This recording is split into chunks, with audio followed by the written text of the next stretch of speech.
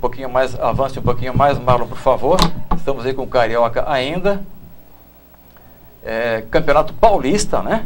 Nós como tivemos a rodada sendo iniciada, a 11ª rodada, no sábado, com o Botafogo de São José do Rio Preto vencendo ao São Caetano ainda na parte da tarde, e Rio Branco sendo surpreendido em casa pelo Ituano por 2-1, vitória do Ituano lá em Americana.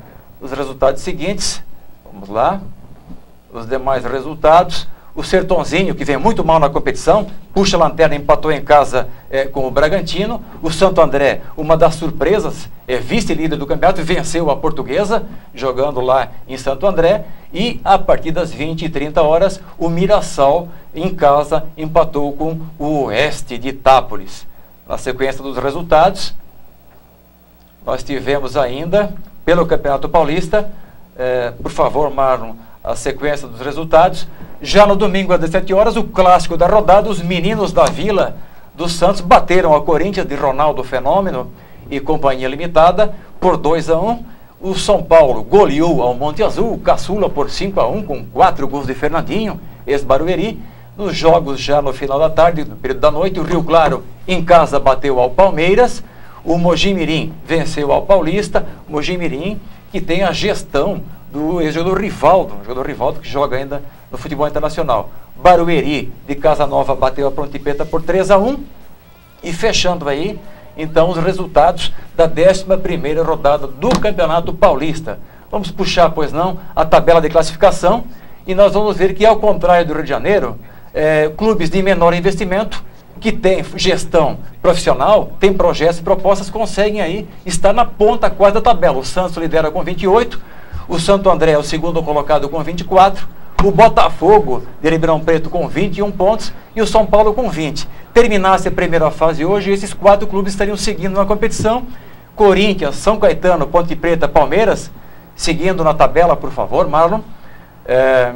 Os demais, Portuguesa, Ituano, Barueri, Bragantino, Oeste e Mojimirim, não teriam condições de seguir na competição. E no bloco dos que estariam rebaixados, o Rio Claro, o Rio Branco, na ponta de baixo da tabela, e também o Monte Azul e o Sertãozinho estariam rebaixados para a segunda divisão, que é a 2 paulistana. Obrigado, Marlon. Então veja só, Marinho, ao contrário do Rio de Janeiro, os clubes do interior, embora tenham menor capacidade de investimentos, são de cidades economicamente fortes, como tem aqui em Santa Catarina, a realidade também é essa, e conseguem agregar já um modelo de gestão profissional, tem clubes com força de gestão, projetos, e conseguem colher resultados. É fruto, sim, de um avanço que São Paulo tem na gestão, em detrimento do futebol carioca ainda? Com certeza, com certeza. Eu acompanhei ontem, inclusive, o jogo de Corinthians e Santos, o Santos sem Robinho, né? Aquele está com um time muito veloz, um ataque deles muito veloz. O Corinthians se perdeu muito na marcação, a defesa do Corinthians não estava bem. Mas o Campeonato Paulista está ali, ó. Você vê Santo André, São Caetano, Botafogo, vários outros times na frente de um Palmeiras, né? O Santos disparou um pouquinho, mas está aí o Corinthians, o São Paulo brigando, Santo André, Botafogo, estão tudo brigando aí para ficar entre os 4 para poder fazer uma semifinal, né? Mas eu acredito que um finalista com certeza vai ser o Santos. Temos que ver quem vai ser o outro, de preferência o Corinthians, né? Beleza, então. Já que tem o América também tá ruim lá, né? Exato, o América vive sofrendo, nossa, o América vive sofrendo pela ausência do modelo de gestão que infelizmente não foi conseguido colocar ainda, não só no América, em outros clubes do Rio de Janeiro que merecem ter uma proposta de gestão profissional que consigam isso, tá? Vamos seguir agora rapidinho para o Campeonato Gaúcho. Marlon coloca na tela para nós aí, vamos avançar um pouquinho. O Campeonato Gaúcho, então, nós tivemos a decisão do primeiro turno, a Taça Fernando Carvalho, e o Grêmio acabou vencendo ao Novo Hamburgo por 1-0 e ficou com o primeiro turno e já está na fase final do Campeonato Gaúcho. E o Internacional, que joga com a sua equipe B, ficou no meio do caminho e não foi para a final. E o Grêmio levantou a Taça Fernando Carvalho. Já vamos ter aí, agora, a partir do meio da semana, a Taça Fábio Koff, que é o segundo turno, em que o Inter, com o seu time B, e é essa a razão de eu estar elencando aí o jogo do Internacional, recebe o Santa Cruz, de Santa Cruz do Sul, E o Grêmio vai jogar com o Avenida, o outro clube de Santa Cruz. Por favor, avança um pouquinho, Marlon. O Grêmio vai estar em Santa Cruz do Sul. O outro clube da cidade de Santa Cruz, que é o Avenida, vai começar a sua caminhada buscando, volta para nós aqui, está então buscando a conquista do segundo turno. Quero chamar a atenção, Marinho, para o seguinte fato. O Internacional se foca na Libertadores e usa o artifício de uma equipe B e ficou no caminho, não conseguindo conquistar esse primeiro turno. Na sua opinião, como é que você vê, como torcedor, esse focar por uma competição e esquecendo a outra? É o certo? O que seria o certo para o Internacional? Concentrar todas as forças na Libertadores, com a sua equipe como está fazendo, esquecendo o Gauchão, ou usando a sua equipe principal também no Campeonato Gaúcho? Eu acho que eles estão certos por um lado, porque estão priorizando a Libertadores, né? Mas também eles acreditam que eles têm um time para ir levando o Campeonato Gaúcho. Praticamente eles têm um time, não é aquele time totalmente B. Eles vão mesclando, só que eles não têm o plantel, por exemplo, como tem um Corinthians, né? Que está com um plantel um pouquinho melhor, né? E o Internacional, então, ele está tentando levar, a princípio agora o Gauchão ainda está tomando, né? Só que a Libertadores é uma Copa mais importante para eles, para chegar a disputar um campeonato mundial, quem sabe. Então eles estão priorizando isso aí. Eu acho que é da direção do clube tomar essa decisão. Eu acho que também é válida, né? Beleza, então. Obrigado, Marinho, por essa opinião sobre o Campeonato Gaúcho. Primeira habilitação, renovação de carteira, mudança de categoria. Fale com a Stop Car do nosso amigo Jonathan pelo 3322-9720 ou pelo 3037-2490. Fale com a equipe do Jonathan, a Camila, a Patrícia, estarão lá para dar a melhor solução em carteira de habilitação, seja primeira renovação, enfim, demais documentos.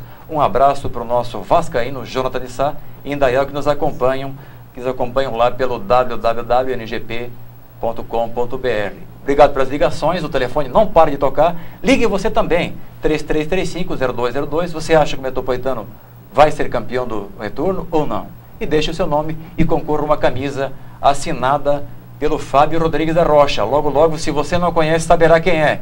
Ele joga no Metropolitano, está aqui no estúdio e vai falar e analisar o Metropolitano daqui a pouco para você que nos acompanha aqui pelo canal 9 da BTV. Vamos falar rapidinho também sobre um outro campeonato importante do Brasil, que é o Campeonato Mineiro. Tem o Cruzeiro e que tem o Atlético do Vanderlei Luxemburgo. Por favor, marque os resultados na tela. Ainda no sábado, o Ituiutaba perdeu para o Cruzeiro por 1-0 na primeira fase pela 7ª rodada do campeonato. Às 21h30, o Ipatinga recebeu o América de Teófilo Otoni e bateu por 1-0 esses jogos de sábado. Já no domingo tivemos os demais resultados do Campeonato Mineiro e o Vila Nova recebeu o Uberaba, ficou um empate sem gols em Nova Lima. O Democrata, que é uma das surpresas da competição, recebeu o Tupi de Juiz de Fora e venceu por 4-2. Completando a rodada, o Uberlândia, da cidade de Uberlândia, onde tem jogadores que passaram pelo Metropolitano aqui de Blumenau, como o Maicon, enfim, tomou de 5 do Atlético do Vanderlei Luxemburgo. E fechando a rodada, o América ganhou de 4-0 da Caldense. O Campeonato Mineiro, vamos puxar a tabela de classificação do Mineiro para chamar a atenção para o fato que acontece em Minas Gerais. Olhem só, o Ipatinga, que é um dos médios, não é clube grande, lidera, puxa a tabela de classificação com 16 pontos, o Democrata é o segundo, e em terceiro lugar, o Cruzeiro com 15 pontos e o Tupi logo atrás.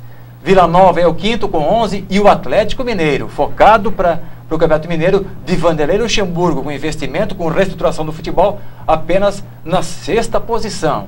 O Uberaba na 7ª com 9, sequência da tabela, por favor.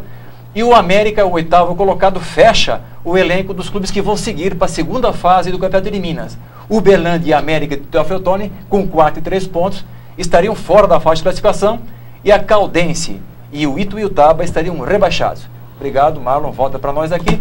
A verdade é que o Atlético não tem conseguido, mesmo com o Vanderlei Luxemburgo, fazer valer os investimentos e também o nome desse treinador ali na área técnica. O que está acontecendo com o Atlético? Na sua opinião, Luxemburgo fala muito, transfere a responsabilidade e acaba fazendo a coisa não acontecer? A gente é meio suspeito a gente falar porque a gente não está vivendo o dia a dia, né? Mas eu acredito que muito é do jogador também, né? O técnico, às vezes o jogador não aceita o técnico, né? Então, Então tem que... O Luxemburgo é um excelente treinador, né? Mas a gente vê no Campeonato Mineiro aí, o Ipatinga 7 pronto.